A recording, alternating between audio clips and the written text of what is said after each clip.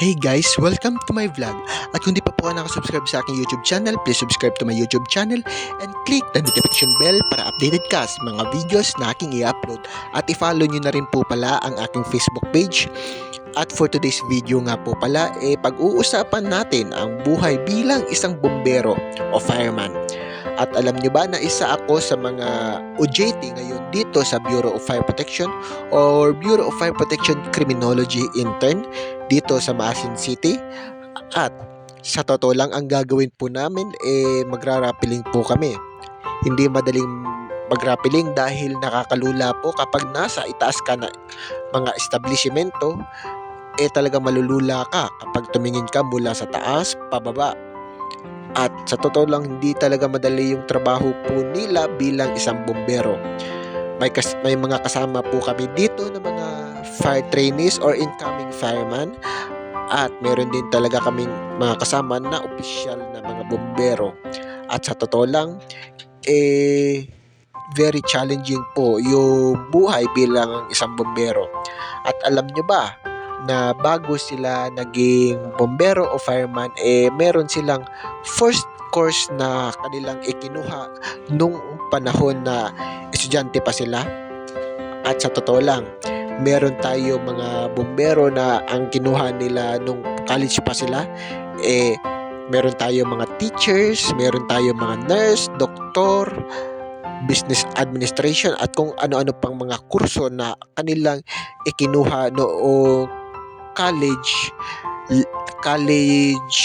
year pa sila. At sa totoo lang, nakakatuwa, nakakataba ng puso kung yan ang kurso nila, kasi isa yan sa nakakatulong bilang isang bombero. At bukod sa pagliligtas ng bahay o yung mga nasunugan at yung mga nasalanta, bukod sa pagliligtas ng ganyan, sila rin yung responsable sa paggagamot ng mga sugatan. At alam nyo ba na talagang hindi madali yung talagang trabaho nila, kasi naririnig natin sa ibang tao na madali lang maging bombero at relax lang daw kasi bihira lang daw magkasunog. Sa totoo lang, maraming trabaho o ginagawa yung mga bombero bukod sa ng mga mga nasunugan. At naintindihan ko naman na hindi sobrang hirap, pero kung mahal mo yung trabaho mo, hindi mo iisipin kung gaano kahirap, kung gaano ka-challenging na maging isang bombero. Hindi mo iisipin yan kung mahal mo yung trabaho mo. Although sabihin na natin na nakakapagod, pero talagang matutuwa ka, lalo na kapag may natulungan ka na ibang tao na ikatutuwa rin nila sa'yo, diba?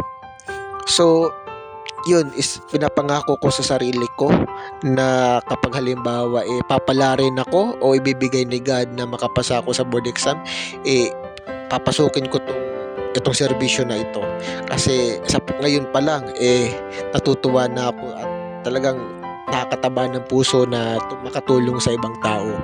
So yun lamang po, at sana may natutunan po kayo sa ating tinalakay itong vlog na ito, at sana may natutunan kayo. At sa mga nangangarap na maging isang bombero katulad ko na nangangarap din,